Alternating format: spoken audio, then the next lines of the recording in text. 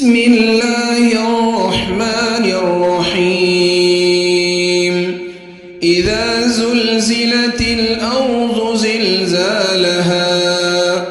وأخرجت الأرض أثقالها وقال الإنسان